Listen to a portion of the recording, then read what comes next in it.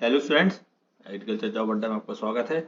और आइए आज मैं आपके लिए फिर से कुछ रेगुलर नेचर की पोस्ट जो है उसकी इन्फॉर्मेशन शेयर करने जा रहा हूँ।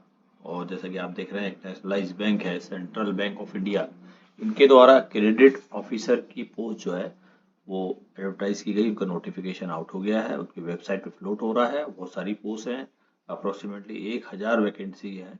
तो मुझे लगता है कि हमारे ग्रेजुएट्स की काफ़ी अच्छी अपॉर्चुनिटी है। बस थोड़ा सा ये ध्यान दें कि इस सिलेक्शन प्रोसेस थोड़ा सा ट्विस्टेड सिलेक्शन प्रोसेस है, जिसमें कि आपको ये एक डिप्लोमा भी करना होगा। और इसके लिए आपको जो फीस है वो बैंक लोन के रूप में प्रोवाइड करेगा और बाद में वो आपको रिएम्बर्स भी करेगा। तो थोड़ा सा इंटरेस्टिंग भी है, एक नया जॉब अपॉर्चुनिटी है। सिलेक्शन प्रोसेस थोड़ा सा चेंज है, पोस्ट बहुत ज़्यादा है। तो मुझे लगता है कि हमारे ग्रेजुएट्स को एक अच्छी, क्योंकि असिस्टेंट मैनेजर की पोस्ट है ये।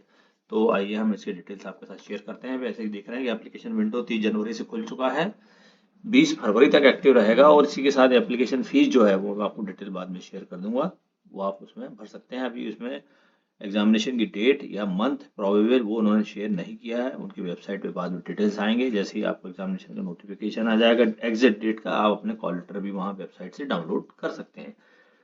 तो ये हमारे बीएससी एग्रीकल्चर, हॉर्टिकल्चर, फॉरेस्ट्री और एग्रीकल्चर इंजीनियरिंग बीटेक, इनके फ्रेशर्स या एक्सपीरियंस जो है वो इसमें अप्लाई कर सकते हैं।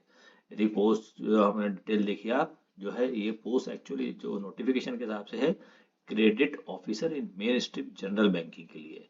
और जिसको कि वो बैंकिंग नॉमेनक्लेचर के हिसाब से JMGS1 असिस्टेंट मैनेजर की पोस्ट है, जिसका कि बेसिक 48,480 से स्टार्ट होकर 85,920 रुपये तक जाएगा। तो बैंक में चूंकि अलाउंसेस बहुत सारे एप्लीकेबल होते हैं, तो मुझे लगता है कि 85,000 से ऊपर ही आपकी जो है फर्स्ट मंथ की सैलरी बनेगी। जैसे मैंने बोला कि आपको सिलेक्शन के बाद एक post graduate diploma in banking and finance course करना होगा, किसी भी यूनिवर्सिटी से नहीं। वो यूनिवर्सिटी जो बैंक के साथ एम्पेनल्ड होगी उसके डिटेल्स बाद में शेयर किए जाएंगे। तो ये बैंक की रिस्पॉन्सिबिलिटी है कि आप अपना सिलेक्शन हो जाएगा, फिर बैंक आपको कहीं किसी इंस्टीट्यूशन में अटैच करेगा। 9 महीने की आपकी वो ऑनलाइन ऑन कैंपस ट्रेनिंग होगी, फिर 3 महीने वो अपने ब्रांचेस में ट्रेनिंग देगा। जैसे कि डिस्ट्रीब्यूशन ऑफ पोस्ट की बात करें, 1000 पोस्ट हैं। SC ST OBC EWS में भी 100 पोस्ट है, SC में 150 और ST में 75। टोटल 1000 पोस्ट में से जनरल कैटेगरी की 400 पोस्ट है। फिजिकली हैंडीकैप्ड के लिए भी रिजर्वेशन रखा गया है गवर्नमेंट नॉर्म्स के तहत। बात करते हैं एज की और क्वालिफिकेशन की, 20 साल मिनिमम एज होना चाहिए, 30 साल मैक्सिमम एज होना चाहिए। और डिग्री क्वालिफिकेशन मैंने आपको बताया था कि ग्रेजुएशन किसी भी डिसिप्लिन में, तो हमारे यहाँ BSc एग्रीकल्चर, हॉर्टिकल्चर और बीटेक और BSc फॉरेस्ट्रीज में अप्लाई कर सकते हैं। बस ये 60% मार्क्स होना चाहिए आपके। यदि SC ST OBC PWD category के हैं तो 55% मार्क्स भी चलेंगे। एग्जामिनेशन जो है आपका एक रिटन टेस्ट होगा, जिसमें 2 पार्ट होंगे। पहला आपका सब ऑब्जेक्टिव टाइप होगा, दूसरा सब्जेक्टिव होगा, जैसा कि आप डिटेल देख रहे हैं। और इस एग्जामिनेशन कोई नेगेटिव मार्किंग नहीं, एक अच्छी चीज़ है। इंग्लिश लैंग्वेज के 30 क्वेश्चन 3 मार्क्स के 25 मिनट में करने हैं। क्वांटिटेटिव एप्टीट्यूड और रीजनिंग एबिलिटी के भी 30-30 क्वेश्चन है जो 25 मिनट में करने हैं। और जनरल अवेयरनेस जो बैंकिंग इंडस्ट्री का है वो 30 क्वेश्चन आपको 30 मार्क्स के 15 मिनट में करने हैं, थोड़ा सा टाइम कम दिया हुआ है। इंग्लिश लैंग्वेज में दो क्वेश्चन है सिर्फ 30 नंबर के, जिसमें सब्जेक्टिव डिस्क्रिप्टिव है, राइटिंग और ऐसे के ऊपर है। आपके इंग्लिश के जो है असेस करेंगे वो टेस्ट के जरिए। तो ये 2 आपके पार्ट हो गए एग्जामिनेशन के। उसके बाद जो है कट ऑफ स्कोर आपकी वैकेंसीज के हिसाब से डिसाइड होगा। कट ऑफ स्कोर जो आएगा फाइनल बैंक का, उसको क्लियर करना आपके लिए एसेंशियल है। फिर आप जो है पर्सनल इंटरव्यू के लिए सिलेक्ट किए जाएंगे।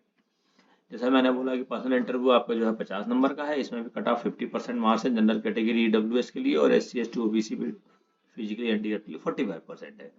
एडमिशन प्रोसीजर जो होगी पोस्ट ग्रेजुएट डिप्लोमा की सिलेक्शन के बाद, जो आपको करना है 1 साल का डिप्लोमा, जिसमें 9 महीने क्लासरूम की ट्रेनिंग होगी, 3 महीने उनके बैंक के जो ब्रांचेस है वहाँ ऑन जॉब ट्रेनिंग होगी।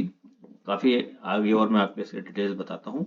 तो ये जो DBF है ये करना आपके लिए कंपलसरी है। अब जो है DBF के जो है इंस्टीट्यूट, वो बैंक आपको डिसाइड करके बाद में इन्फॉर्म करेगा।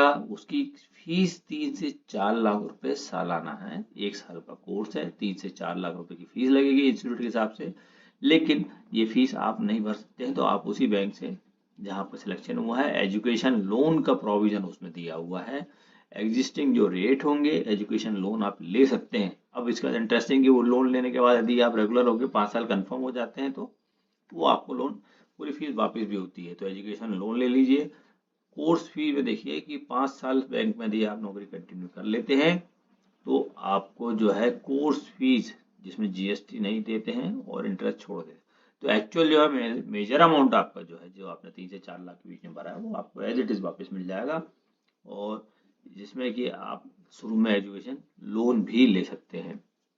कोर्स करिकुलम जो है डिप्लोमा के लिए वो जो है 9 महीने की क्लास, 3 महीने की बेंच में एक्सपीरियंस, और उसके बाद आपको वहाँ पे एक एग्जाम फिर होगा जिसमें कि आपको डिप्लोमा लेने के बाद प्रोविजन पे होंगे, प्रोविजन के बाद 2 साल बाद आप रेगुलर जॉब पे जाएंगे। यहाँ एक इंटरेस्टिंग चीज़ है कि आपको डिप्लोमा करते समय भी कुछ स्टाइफंड मिलेगा।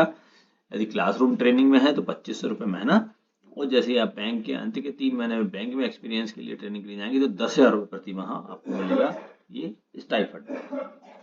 एप्लीकेशन भरने के लिए आपको 150 रुपये वुमेन, SC ST और फिजिकली हैंडीकैप कैंडिडेट के लिए फीस है, 750 रुपये जनरल, और आपका EWS वालों के लिए आपको ये 750 रुपये लगेगा, जिसके लिए आपको अप्लाई करने के central bank of India .co.in की रिक्रूटमेंट सेक्शन में जाना होगा, और IBPS ऑनलाइन की जो एप्लीकेशन विंडो वो सेपरेट खुलेगी आपकी। आप देखिए central bank of India .co.in, इस पे आप देखिए नीचे उसका रिजल्ट, आपका जो नोटिफिकेशन है वो हाईलाइट हो रहा है, और साथ में लिंक टू अप्लाई भी हाईलाइट हो रही है, मैंने हाईलाइट कर दिया उसको। उसमें से आप, मेरे को लगता है सभी ग्रेजुएट्स को एक बार जो है डिटेल्स को क्लिक करके PDF डाउनलोड कर लीजिए, अच्छे से पढ़ लीजिए। आप लगता है कि हाँ ये मैं क्वालिफाई हूँ, अप्लाई करना चाहता हूँ, अपेयर होना चाहता हूँ, तो फिर आप उसका जो है लिंक टू अप्लाई में जाइए। यदि IBPS के पोर्टल में ऑलरेडी रजिस्टर्ड हैं पहले किसी बैंक के एग्जाम में, लॉगिन करिए, फिर से फॉर्म भरिए। यदि पहली बार जा रहे हैं हमारे फ्रेशर्स, तो आप IBPS के पोर्टल में एक बार रजिस्ट्रेशन कराना आपके लिए जरूरी होगा। जय हिंद, जय भारत।